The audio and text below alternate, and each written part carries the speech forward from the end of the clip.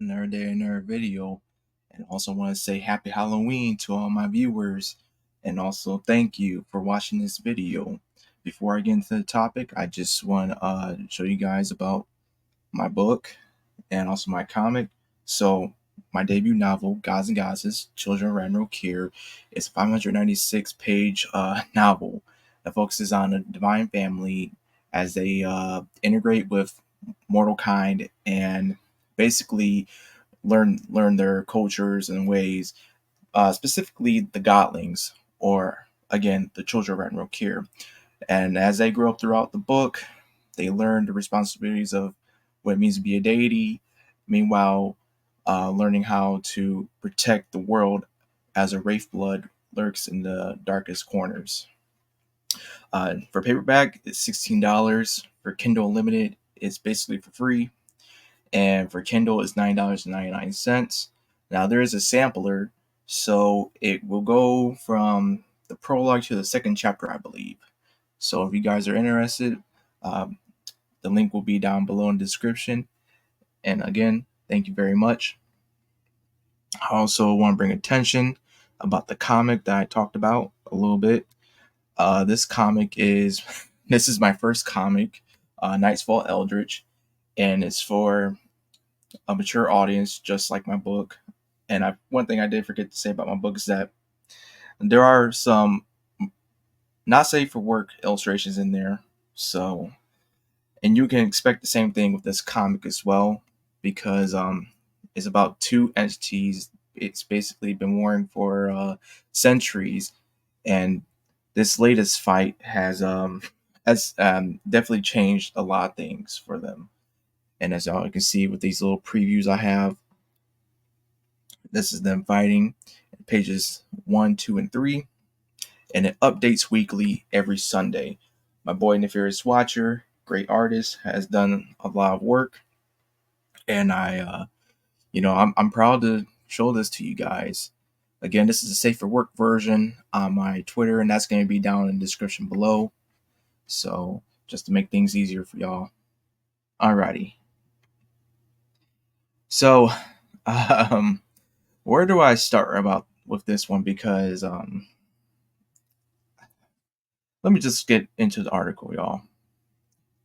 This is the article on Each Gamer, and the title is UN Committee criticizes Japanese media may incite violence against women and girls. So this was basically uploaded a day ago, and I'm just gonna hold my tongue a little bit, and I'm gonna read. The United Nations Committee on the Elimination of Discrimination Against Women (CEDAW) has reportedly expressed concerns about Japanese media and the speculated impact it could have on gender and sex-based violence. According to free speech advocate and politician Yamada Taro, the Japanese Cabinet Office Gender Equality Bureau and the Ministry of Foreign Affairs confirmed the contents of their meeting with CEDAW. However, nothing further was said about the current state of Japanese media. The Japanese government has been thankfully slow to respond to external pressure when it comes to censorship of Japanese media, although the same cannot be said for its corporations, but for the time being, free speech remains enshrined in Japanese law with few exceptions. And that's crazy because living in the United States, they certainly have a lot more free speech from what I've seen than over here. Because let's be honest, you talk about specific topics in the United States, people will basically lose their minds and go after you and deem you as the most horrible thing since Hitler, which is pretty telling where Western society is at and how far it's fallen. But anyway, you can read Taro's post regarding CEDAW's pressure to censor anime and manga below. We'll include a translation via Google. I think this is it right here. October 29th, the Committee of the Elimination of Discrimination, okay, this is way too much to read, published its concluding observations on Japan's ninth periodic report. This was prepared following a face-to-face review of the ninth report on the implementation of the Convention of the Elimination of All Forms of Discrimination Against Women, which was held on October 17th. Hey, where's discrimination against men? I'm just saying, if y'all want equality nowadays, where is it for the men and boys? Yeah, we're not talking about that though, huh? In this final opinion, concerns were expressed that pornography, video games, manga, and other animated products may incite violence against women and girls based on gender or sexual orientation. Again, let me just say this. Ghost of Tsushima literally play as Jin Sakai, a samurai, and literally one of the side missions that you, or a couple of side missions you do, is basically going to a hot springs, and what do you see? You see his rear end before he takes a dip in the water. I'm just saying. So we're gonna be talking about this craziness. Let's keep it fair. It further recommended effectively implementing existing legal measures and monitoring programs to address the production and distribution of pornography in video games and animation products that reinforce discriminatory gender stereotypes and reinforce sexual violence against women and girls, yada yada yada. However, the government, the Cabinet Office Gender Equality Bureau, and the Ministry of Foreign Affairs has confirmed the content of the face-to-face screening, but no questions were asked about manga, anime, and games. Interesting. Despite not being checked during the face-to-face screening, the company expressed its concerns. This one-sided, this one-sided content denies the freedom of expression in manga, anime, and games, and calls for them to be cornered through legal action and surveillance, which is extremely unjust. We will consider requesting that the sources and grounds be disclosed and also requesting a retraction if this is not possible. Yamada Taro is well known for his stance against censorship and originally ran on a platform which emphasized his desire to protect anime, manga, and other forms of media from government censorship and foreign pressure. Excellent. Good job. Yes. I think I remember him actually now. Um, Honestly, if this is where the UN is going to be standing on with this, is going to be more focused on this crap. They don't need to be a thing then. We have more pressing matters in the world than worrying about fictional characters. And I'm with Mr. Taro on this.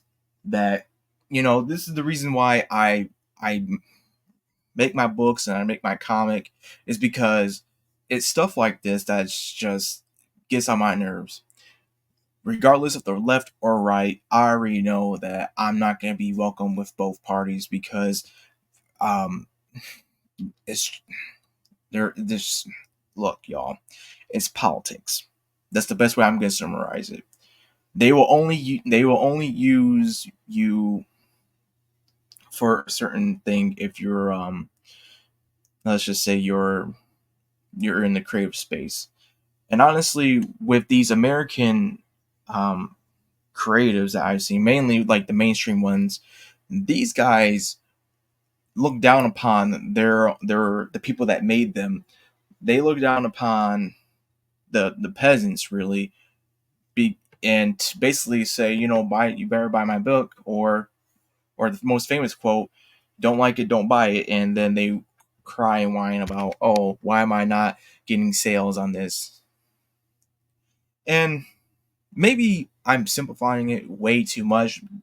Perhaps there's a lot more routes to this. It's not really easy to answer, but this has been going on for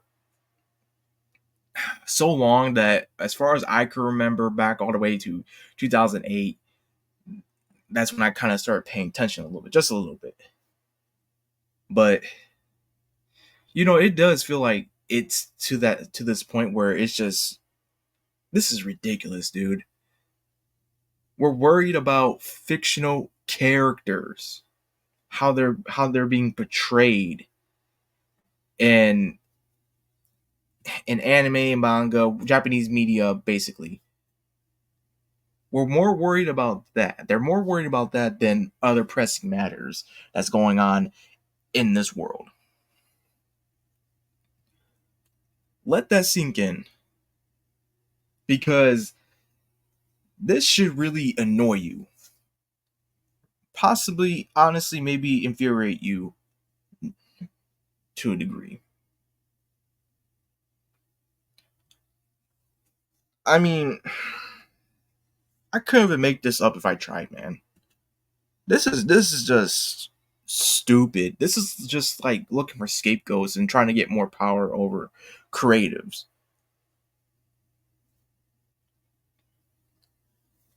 This is why I do what I do. And here's the thing.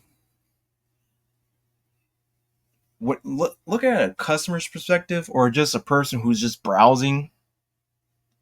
You know, there are things where I came across where I was kind of interested, and I looked through it and I was like, no, this is not for me. It's not really. It looks interesting, but upon looking into it deeper, it's like, no, good art. The story is just not good, or the story is good, but the art is atrocious. It's like, why can't people just be? I'm sorry. Let me rephrase that. Why can't adults be adults? Why can't they decide it's not for them?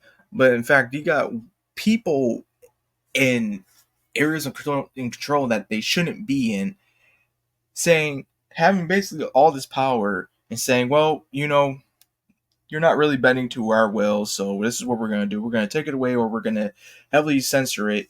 Therefore, when it comes to over to our country, the people who originally were going to buy it, they're not going to buy it because of what we did. But, who cares? It's really a darn shame that this is even being talked about. A freaking UN committee. It reminds me of the time with Zoe Quinn and Anita Sarkeesian wasted resources and time just to complain about sexualization in video games or something like that. That's what it reminds me of. So idiotic. Such a waste of time, dude. But that's all I have to say about this topic. If there's anything y'all want to add, the comments down below. Like, dislike, share, subscribe. It's all up to you, y'all. But honestly, this stuff is just like, how many times are you going to keep repeating yourself with this? Like, I'm getting tired. Like, they need a new script, and even they got a new script, it's just going to retread on the same stuff. Basically, they're not they're not original. They're not creative. They're not smart enough to even. I don't know, y'all. I don't know. Other than I'm just. That's all I gotta say. Ciao.